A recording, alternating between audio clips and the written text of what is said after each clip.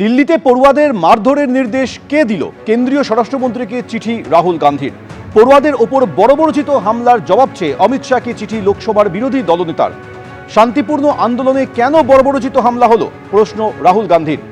যুব সমাজের ওপর ছররা গুলি চালানোর নির্দেশ কি কেন্দ্রীয় সরকার দিয়েছিল? বলা হয়েছিল যে কোনো শান্তিপূর্ণ আন্দোলন গণতন্ত্রের পক্ষে গুরুত্বপূর্ণ। চিঠিতে উল্লেখ রাহুল গান্ধীর। পড়ুয়াদের ওপর হামলার ঘটনার দায় কার? অমিত শাহকে চিঠি দিয়ে জবাব চাইছেন রাহুল গান্ধী।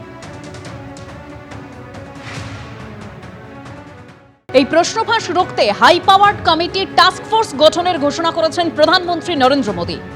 फ्रेंच विद्यार्थियों के भविष्य के लिए भारत सरकार लगातार अनेकविध कदम उठा रही है।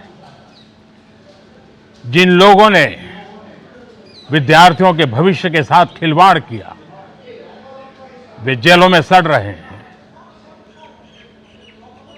हमने फास्ट ट्रैक कोर्ट बना चुके हैं। हम कल पार्लियामेंट के अंदर भी कठोर कानूनों के प्रावधान के साथ नया कानून बनाने की दिशा में भी आगे बढ़ रहे हैं।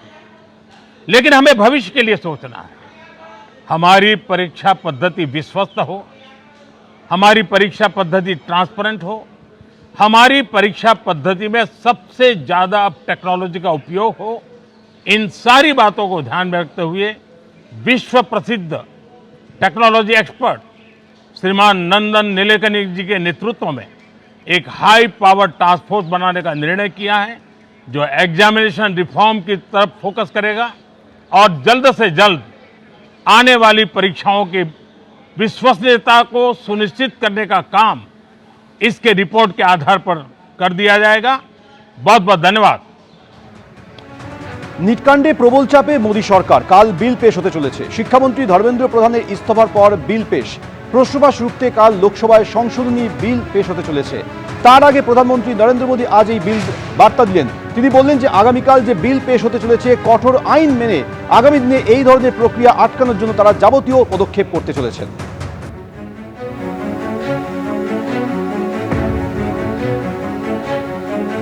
বিলে 10 বছরের সাজা এবং 10 কোটি টাকা জরিমানার সংস্থান রাখা হয়েছে। ফাস্ট ট্র্যাক আদালতে হবে বিচার। 3 মাসের মধ্যে শেষ হবে শুনানি। প্রশ্ন ফাঁস রুখতে কাল লোকসভায় সংশোধনী বিল আসতে চলেছে।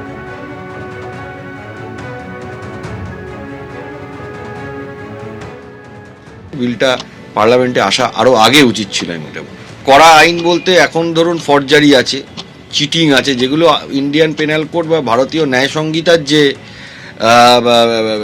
ধারাগুলো আছে সেটা। আর পাবলিক এক্সামিনেশন অ্যাক্টে যে আইনে বলা আছে সেই আইনটা কিন্তু কড়াভাবে পানিশমেন্টের কথা সেরকমভাবে বলা নেই। কারণ আপনি যদি প্রশ্ন ফাঁসের ক্ষেত্রে দেখেন, বিগত যতগুলো প্রশ্ন ফাঁসের ঘটনা ভারতবর্ষে বলুন, আমাদের রাজ্যে বলুন বা বিভিন্ন জায়গায় ঘটেছে, কড়া আইন না থাকার ফলে কি হয়েছে, যারা যারা প্রশ্ন ফাঁস এই অপরাধের সাথে যুক্ত তারা অনেক আইনের আলগা বাঁধনে বেরিয়ে গিয়েছেন।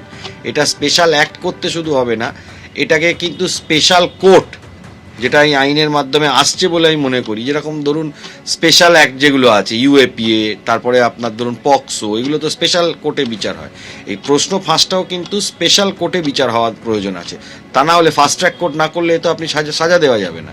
আর যারা এই চক্রের সাথে যুক্ত আছে, সে সরকারি আধিকারিক হতে পারে, যে কেউ হতে পারে, তাদেরকেও আইনের আয়তায় নিয়ে এসে তাদের বিচার করে তাদেরকে সাজা দিতে হবে। তা না হলে এই প্রশ্নপত্র ফাঁস হয়ে যাওয়ার যে প্রক্রিয়া একটা ভারতবর্ষে তৈরি হয়েছে, এটাকে বন্ধ করা সম্ভব না। নরেন্দ্র মোদী জিরো টলারেন্স নীতি। আন্দোলনকারীরা তার উপর আস্থা রেখেছেন। বিল এনে কার্যকর করতে ফাস্ট ট্র্যাক কোর্ট গঠন করার কথা বলেছেন, জানিয়েছেন শুভেন্দু অধিকারী। দেখুন, নরেন্দ্র মোদীজি বরাবর এসব বিষয়ে জিরো টলারেন্সের নীতি নিয়ে চলেন এবং আন্দোলনকারীরা তার প্রতি আস্থা রেখেছেন এবং তিনি ব্যবস্থা নিচ্ছেন এবং গোটা দেশবাসীর আস্থা আছে এবং তিনি শুধু বিল আনা নয়, কার্যকর করার ক্ষেত্রেও ফাস্ট ট্র্যাকের কথা বলেছেন। বাকি বিস্তারিত বিলে আমরা জানতে পারবো। বিল প্লেসের আগে, অনুমোদনের আগে এর থেকে বেশি কিছু বলা কোনো মুখ্যমন্ত্রী উচিত নয়। কাল সংসদে বিল পেশ হতে চলেছে প্রশ্ন ফাঁস রুখতে। তার আগে কুণাল ঘোষ তিনি প্রশ্ন তুলেছেন, প্রশ্নপত্র ফাঁস রুখতে বিল আনতে হবে কেন? বিলের বিরোধিতা কেউ করবে না। প্রশ্নপত্র ফাঁস রুখতে যদি বিল আসে এটা তো অত্যন্ত ভালো কথা, কিন্তু প্রশ্নপত্র ফাঁস রুখতে বিল আনতে হবে কেন? এটা তো একটা সিস্টেমের ব্যাপার। বিল কখন আসে? একটা আইন থাকে, তার সংশোধনী বা নতুন একটা কিছু আনছে, বিল কি বলবে? প্রশ্নপত্র ফাঁস করবেন না, করলে এই শাস্তি, সেগুলো তো এখনো আছে। প্রশ্নপত্র ফাঁস করুন এমন কি কোনোদিন ছিল দেশে? তাহলে প্রশ্নপত্র ফাঁস রুখতে বিল আসছে। আরে যারা করছে, যে চক্রগুলো বিভিন্ন জায়গায় এই ধরনের কাণ্ড কারখানা করছে, তাদের কড়া শাস্তি এবং ব্যাপারটাকে সিল করার জন্য এটা একটা ব্যবস্থা রাখা দরকার। তার জন্য বিল এনে কত কি হবে? বিল আসছে ভালো কথা, এই বিলের কেউ বিরোধিতা করতে যাবে না, বাট বিল আনতে হচ্ছে কেন? এবিপি আনন্দ, এগিয়ে থাকে, এগিয়ে রাখে।